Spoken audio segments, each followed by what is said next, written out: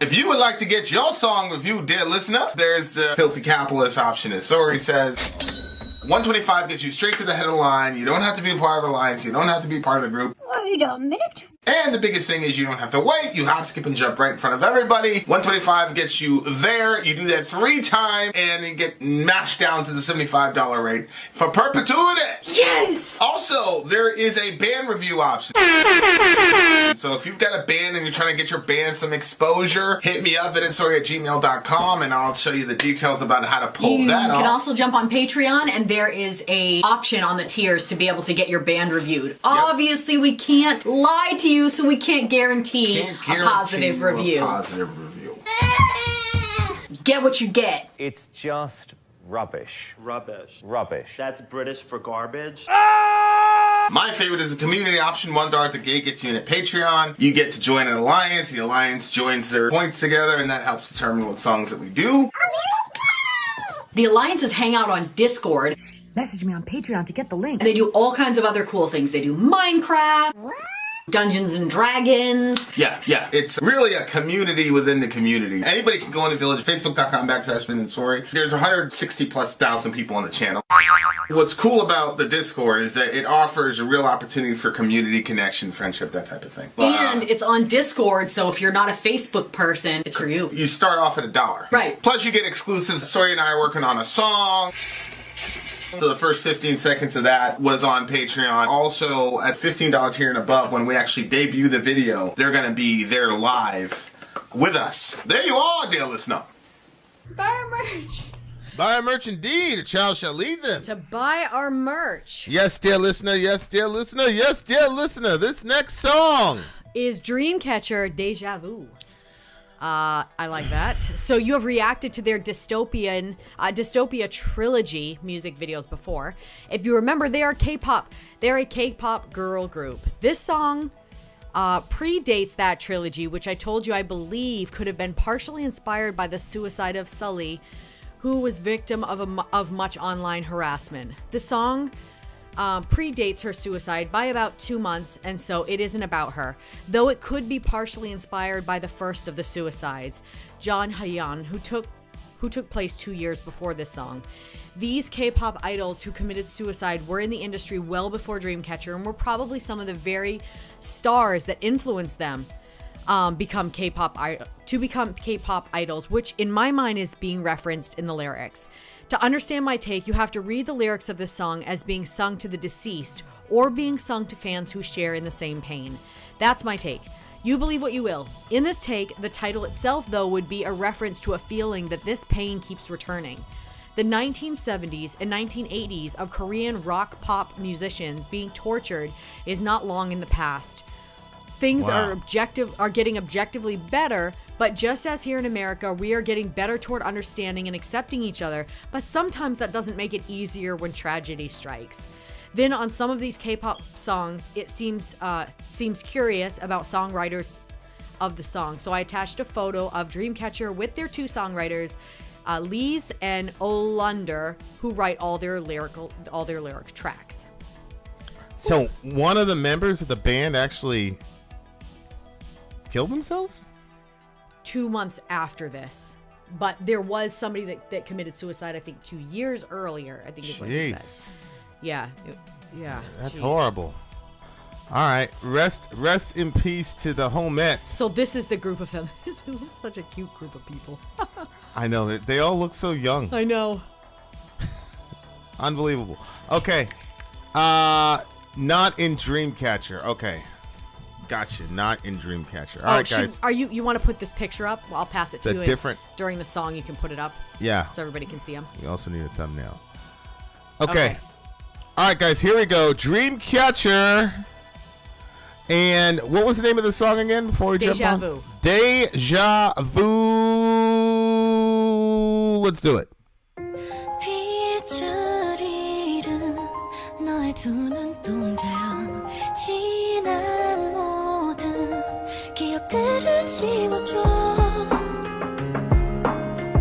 Pretty.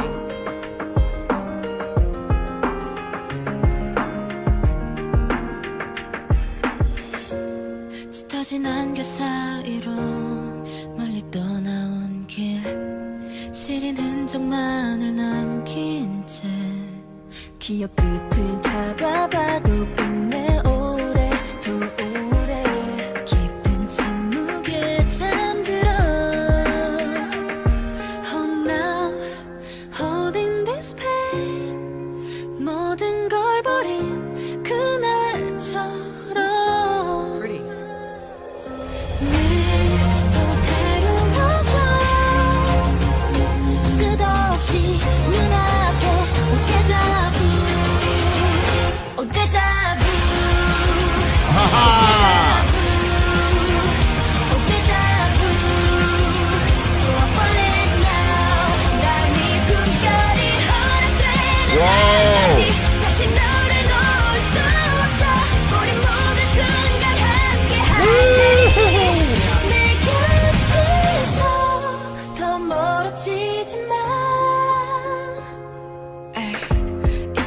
전부 거질 시길 잠시 스쳐가는 척하기길 젖은 눈물로도 떠내진 후회로도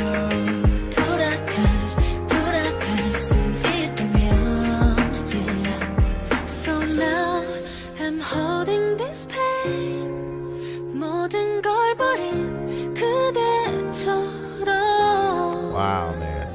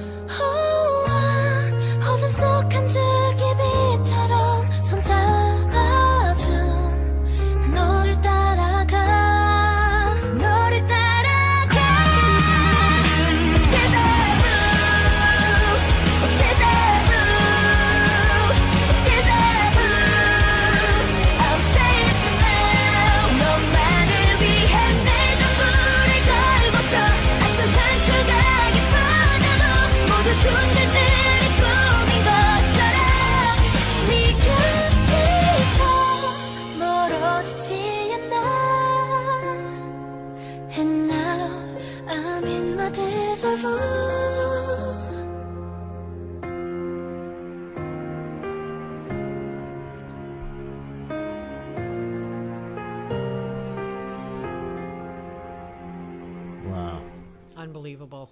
That was absolutely. I really like that song. It's another one done. I don't want to say that. Is that the one that kids can listen to?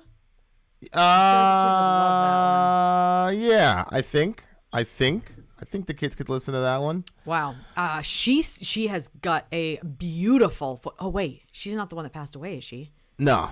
Okay. I don't think the one that passed away is in the band, according to Revo. So that's good. Ugh, this is so sad. Your two eyes, their glow is lost. Please erase all my memories. Far away though the dense fog, the far path I departed on only left hurtful marks. Even as I try to grasp the end of the dream, eventually longer and longer I fall asleep into deep silence. So go back again. What is Revo saying? Revo's saying that this is supposed to be sung from the point. Well, yeah, I'll go back to it just to make sure. The point of view of a person who killed themselves. To understand, my take. Okay, these K-pop idols who committed suicide were in the industry well before Dreamcatcher and were probably some of the very stars that influenced them to become K-pop. In his mind, it's referenced in the lyrics. To understand my take, you have to read the lyrics of the song as being sung to the deceased or being sung to fans who share in the same pain. Got it. Being sung to the deceased. Oh, I said from the deceased. Okay. It's no to the person who committed suicide. Awful. That's so sad. Which makes sense. Your two eyes, their glow is lost. Please erase all my memories. That's that's the eternal sunshine thing, right? Like, Yep. erase all the memories as far as like, would it be better to have memories with the person, but To then love and to have lost or never loved at all. yeah, and then to have the memories of that person and know that they basically left and that they're not coming back. My God. I mean, she uses the word abandoned later on, and that's such a crazy feeling to feel like a person who did that abandoned you. I mean, I've been through it on multiple occasions. And that's a tough thing, because on the one hand you feel so angry at this person for doing that, but on the other hand you feel so guilty, like, why am I centering myself when this person was in so much pain that they actually ended up taking their own life, and here I am worried about myself. But be that as it may, it's damn near unavoidable to feel that way, because at some level, you know, I mean, at some level it's true, right? Like, the person was there and now they're no longer here. Yeah. So on some level, it's a true statement. You know, you don't ever want to condemn the dead or say anything bad about the dead, especially when they die, obviously. But it is a really kind of fucked up thing to do when you really, you know, think about it. Because you got people around you now that are... You killed somebody that somebody loves. Mm-hmm. And you can't undo that. And you killed something in all the people that were connected to you. And you can't undo that either. Yeah, I mean, I agree with that. I'm a much more different person since the folks in my family made those decisions. I wonder too, like, if that's why. So there was a domestic violence situation that we ended up in the middle of because the people came to us for help. And when that situation popped off, the mother had told the teenager, don't answer the door tonight. Right. Yeah. And obviously it's her dad that shows up. And so she answers the door, and then he comes in and the whole violent situation ensued. So the mother is waiting for the ambulance to show up, and the mother says to the kid, I told you not to answer the door. Yeah. And you were furious. Now, I felt a little uncomfortable with her saying that, but at the same time, I was looking at it as like, well, I mean, they're a teenager. They're old enough to understand directives. And if you told them not to answer the door, and, you know, now she's in this situation, she's saying, look, this is why you should have listened to me, is what she's doing. But you had a complete, like, for me, I was a little uncomfortable with it, because, like, that's a lot of pressure to put on a kid. But at the same time, I didn't feel like it, like you were like, what the fuck? You were very upset about that being said. And I corrected it. You corrected it right immediately. There. Yeah. I mean, the context was her nose is broken. We thought her jaw looked in bad shape. There's blood pouring out of her face, and then skin on her shoulder. Skin on her shoulder. I mean, it was horrible situation. This guy, when I went in the apartment as it was going down, he looked like he was about to murder her, and I said, "What the fuck?" And he turned around, and he was completely out of it. He was like, I don't know what he was on, but he had he was insane. But he was so screwed up that he was like stumbling around, like he was trying to like get to me, but he was like stumbling and all. He couldn't even walk, basically. All he could do was just. But so and the kid is seeing all this shit, and so they're in our place, and then she starts saying, "Why did you do?" And I just went, "No, we're not gonna do that." And she stopped. She stopped after that, because I'm like, "You're not gonna put this on your daughter." But my thing was, you have experiences where you've had to carry the weight of something that, okay, if you don't make yourself the subject of the situation and you move that into somebody else's situation, you would have a lot of words to say to the child of that situation, because it's not you. And have the parent putting that on the child to carry that, and then another doing one day, and then you have to carry that too. Like, that's a lot. And so, but I think that because of your experiences, you were able to see that was a massive problem. that, you know, but that I'm saying that to say that it's insane. You know, what is put on people when there is a suicide, a tragedy, is just absolutely horrific. It's saying deja vu, which I'm assuming is basically this keeps happening to this person, or life keeps happening to the person, or all they have left basically are memories of the person, and in that sense it's deja vu, because Right. like, deja vu is when you remember something that is happening in real time. So it's like, well, I think that, and again, you know, poke holes in it if you want. I think what they're talking about here is far away through the dense fog, the far path I departed on only left hurtful marks. As I try to grasp the ends of the dream, eventually longer and longer, I fall asleep in a deep silence. Oh, now holding this pain like the day I abandoned everything, it grows more painful every day. Endlessly in front of my eyes, deja vu. And so my thought is, you know, and you'll see it depicted in shows and stuff, and I've experienced it to a lesser degree than you have, obviously, a much lesser degree. But this, like when you have a memory of someone, and it's like the good memory comes and it's almost deceptively painful, because the good memory comes and you turn to the memory because it's a good one and you're like, oh yes, that's right. Yeah. And then you go through that memory, but and the memory is warm and you feel good about the thought, but then as it nears its end, you feel the coldness kind of coming, and then you remember how it ended, and then you're slammed with that reality once again. And so when she's saying like, oh deja vu, so I've fallen now, to me it was like that cycle of the warm memories followed by the dark tragedy that is that person's memory now to you. It always finds its way to the end, because the mind pushes things forward and remembers that. So then you experience that tragedy again and again and again and again. So as long as I can breathe, I can let go of you again. We'll be together for every moment. Don't move far away from me. I want these moments to all be false. I hope these are passing delusions. If through wet tears, through belated regrets, I can return. Belated. I can go return.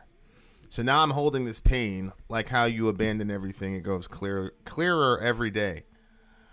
Endlessly in front of my eyes, deja vu. So there it is. Then it just happens over and over again, and it's pretty terrible, because can you get that?